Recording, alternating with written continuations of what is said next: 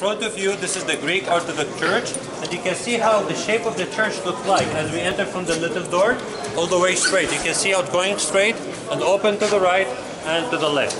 So, this is the shape of the church from the 6th century, and this is the capacity without any change. To the right side, where you can see the people queuing from the middle over there until the end, this is the queue for the small section of the cave. That's commemorating the birthplace of Jesus. So the people visiting from there, going down the steps and going out from the left. So we are not going to stop on this queue, but it takes more than an hour.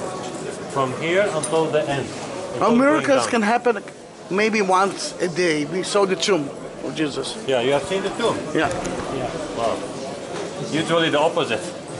Usually the tomb is more crowded than here. But people of Jerusalem, they come to Bethlehem. So most of the people, they do Jerusalem and Bethlehem. Because it's very close to each other. Okay, so we will try to see as much we can from the whole building, except going down to this section, because of the time. So the exit of the cave over there, there's another small section, belongs to the Armenian church. So the Armenians, they own the left section of the church, and after that we're going to see the Roman Catholic section, which the modern part.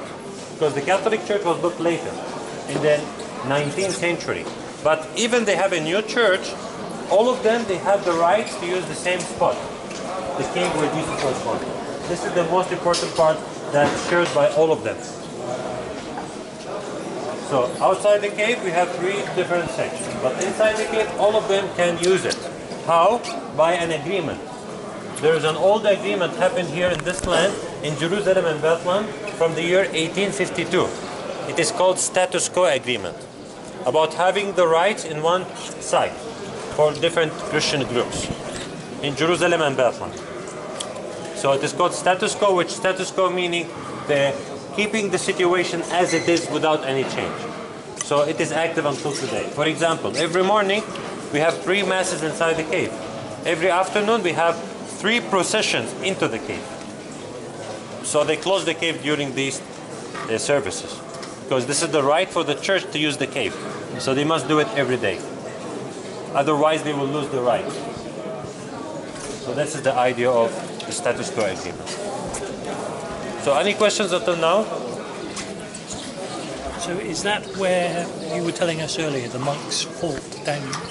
Yes. Yes. Remember that area? Later on, I will show you the video of the broom fight.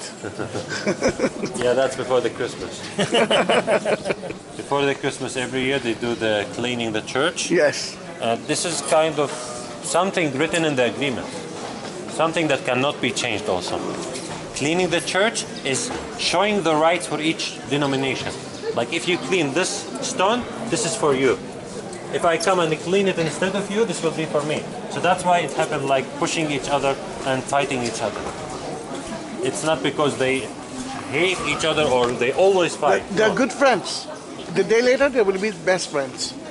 No problem. That's another problem. Every day they talk to each other and work together, like share something inside the cave and outside the cave.